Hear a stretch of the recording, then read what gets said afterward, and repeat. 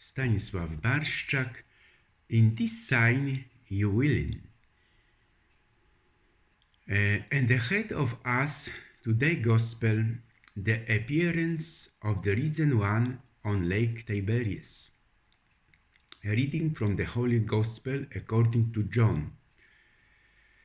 Dear brothers and sisters, you are listening to.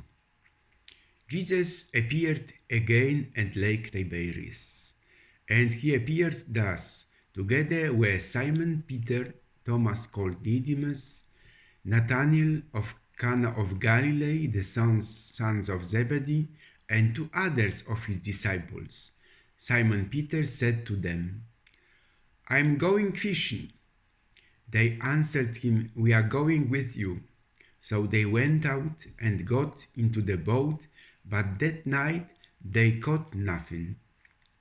When morning dawned, Jesus stood on the shore. However, the disciples did not know that it was Jesus. And Jesus said to them, "Children, have you anything to eat?" They answered him, "No." He said to them, "Cast your net on the right side of the boat, and you will find some."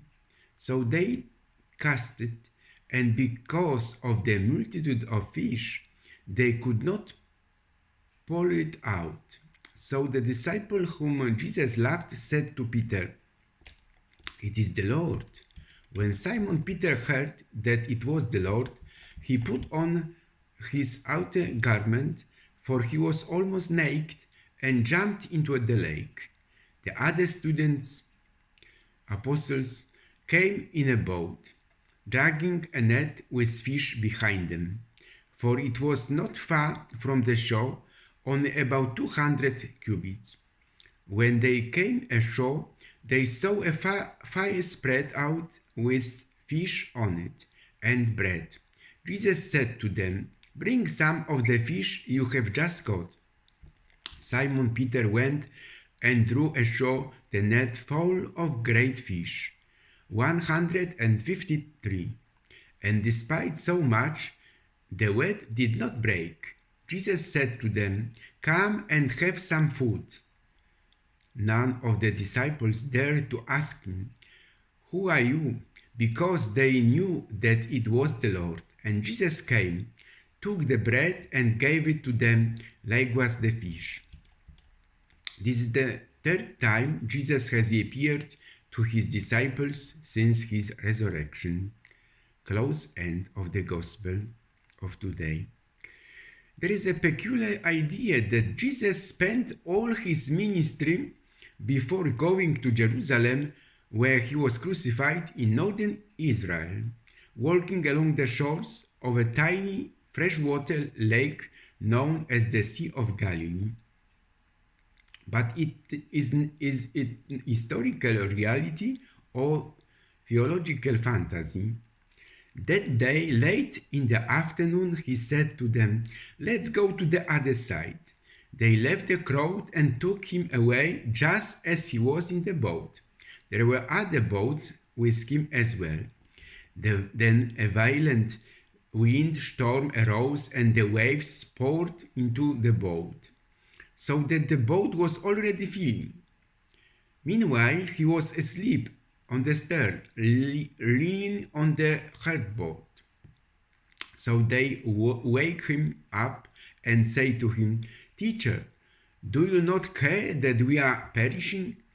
Then he got up, chided the wind, and commanded the lake, "Be quiet, be quiet." The wind calmed down. It grew very quiet. Instead, he said to them, "Why are you so fearful?"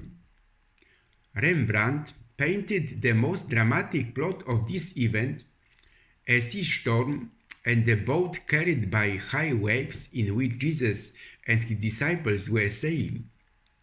Desperate apostles asked Jesus, sitting at the side of the ship, on top of the ship, for help. Some of them tried to hold the torn ropes and sails despite the strong wind and partially flooded deck. At the same time, there is an announcement of calming the storm. Among the dense storm clouds there is a clear blue sky. But it is possible to sleep during such a storm. It seems that the storm on Lake Gennesaret in our era could be given a new narrative. The enthusiasts interested in the biography of Jesus placed the Jesus storm at the end of the contemporary world behind the Pillars of Hercules in Spain, in Cadiz, or in Mallorca. There is a legend with Mary Magdalene who was near Marseille. Many daredevils, travelers, already in the era of Jesus, crossed the Mediterranean Sea on boats. Jesus traveled through Galilee. He may have been in Jaffa, where the legend of Jonah is alive. The prophet was 3 days in the belly of a great fish. The sailors washed it ashore, and Jesus silenced the storm. But let's go back to Lake Tiberias. They were settlements around Lake Gennesaret. Between the 3rd century before Christ and in the 7th century AD, Hippos was a city first Hellenic and then Roman. Surrounded by walls, it controlled a small part of the shores of Gennesaret and the surrounding territory. It was one of 10 cities belonging to the so-called the Decapolis of community. To those looking down from the plateau, it must have looked in a way like a horse's head and neck. The first Greek settlers named the city Hippos from the Greek horse. To this similarity, local Aramaic and Hebrew names have the same meaning. The Arab Kalat el-Husn is the same as the horse fortress. In 63 AD, the Roman general Pompey conquered Cilicia with Judea, contributing to the fall of the Maccabean Empire. He created an entity uniting nearly 10 cities of Greek origin, the famous 10 towns, Decapolis. Hippos became one of 10 cities under Roman rule. The city began to enjoy a special autonomy, among others, your own coin with the image of a horse. Hippos fell to Herod the Great in 37 before Christ. Then was incorporated into the Syrian province of the Roman Empire in 4th year before Christ. Flavius Josephus characterizes Hippos from this period as a pagan city that was a bitter enemy of a developing Jewish Tiberias on the other side of the Sea of Galilee. During the Jewish War, the city persecuted its Jewish inhabitants. After the collapse of the Bar Kokhba uprising in 135, the Romans created the province of Palestine, on the territory of which Hippos found itself. It was from this moment that the period of the greatest development of the city began. The city was rebuilt according to Roman patterns, the Decamanus line. The streets were lined with rows of red granite columns brought from Egypt. It was connected with a considerable expense and proves the wealth of the city in that period. A temple in honor of the emperor, a theater and new fortification were built. The most important structure was an aqueduct, through which water was supplied through stone pipes to Hippos from spring located on the Golan Plateau, 50 kilometers from the city. Who else will tell about the Byzantine period in this land? But Gadara city was here too, 6 kilometers offshore. And other villages on the other side of the Sea of Galilee, 9 kilometers from Capernaum, and other side another villages. Although the city is not mentioned in the New Testament, the evangelists say about the land of the Gadarenes. In text about the land of the Gerasenes, the Bible writers indicate different locations of Jesus' miracles of delivering the possessed and possessed people. In the oldest Greek codices, one can find the to Matthew land of the Gadarenes and Mark and Luke's land of the Gerasenes. Even if Gadara city was a town in the region of Gerasa, it must have had a special autonomy. But now we are following Jesus all the way to Cadix city, today in Spain. Cadiz used to be a Gadara at that time. Cadiz city is southwestern Spain, in the region of Andalusia, the capital of the province of Cadiz. It is situated on a peninsula that separated the Gulf of Cadiz from the Atlantic Ocean. They are inhabited by 116,000 people. Cadiz is known as the oldest city in Western Europe, with a history dating back 3,100 years.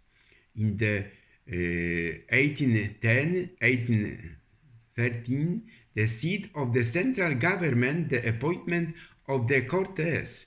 In 1812, the adoption of the first Spanish constitution, in force in the years 1820-1823. What to see in Cadiz? Former cathedral, today the Church of the Holy Cross. Iglesia de Santa Cruz, Iglesia Parroquial del Sagrario y Contaduría Eclesiástica, built in 12th century, rebuilt in the 18th century. Catedral Nueva from the 18th, 19th centuries, with the tomb of Manuel de Falla, and the museum with the valuable monstrances, including the 4th Mater Custodia de Millón by Antonio Suarez. The crypt, located below the ocean level, has remarkable acoustic.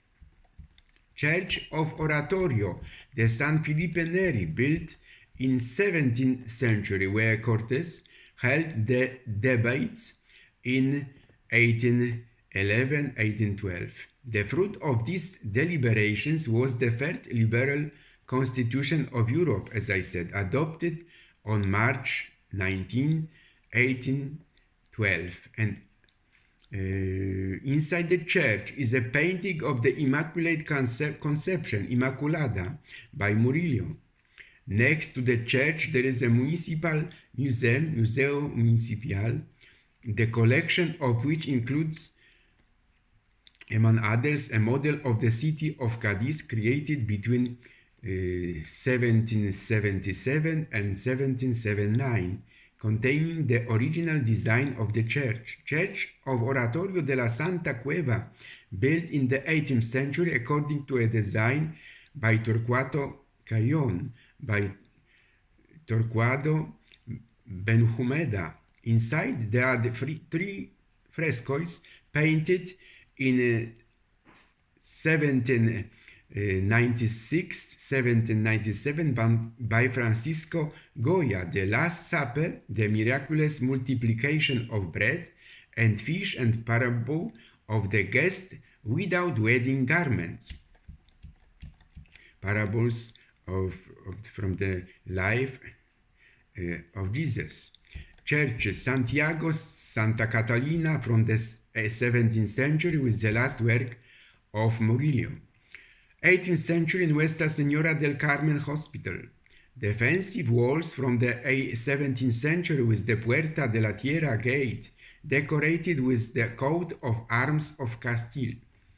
On the sides of the gate, on high columns, there are figures of the patrons of the city of Saint Servandus and Saint Germanes. Museo de Cadiz City Museum, located in Plaza de Mina, on the ground floor, an exhibition showing the history of the city. On the upper floors, a painting gallery with works by, among others, Rubens, Murillo, and Zurbarán. Museum in a former Franciscan monastery with archaeological collection from Phoenician and Roman times, and the most important painting gallery after Seville, Castillo de Santa Catalina, and 17th century fortress complex, a former military prison. And now another moment of history. In Sistine Chapel in Vatican, on the day of the final judgment, Jesus is exposed, even angry. Everyone in this scene is moved.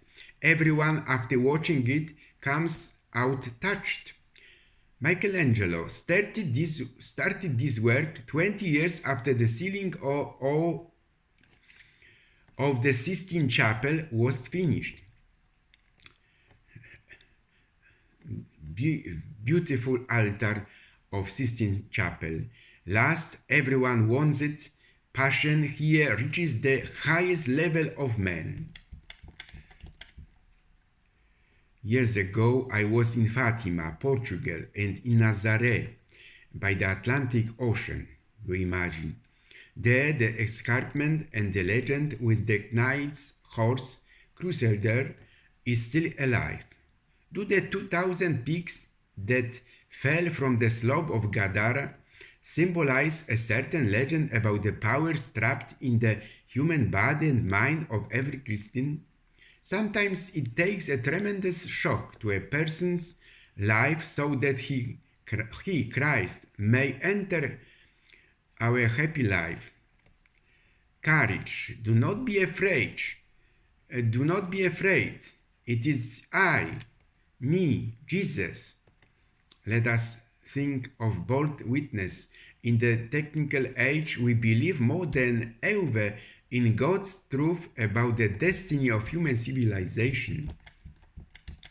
Subscribe to my Parable of Today to view more religious history documentaries.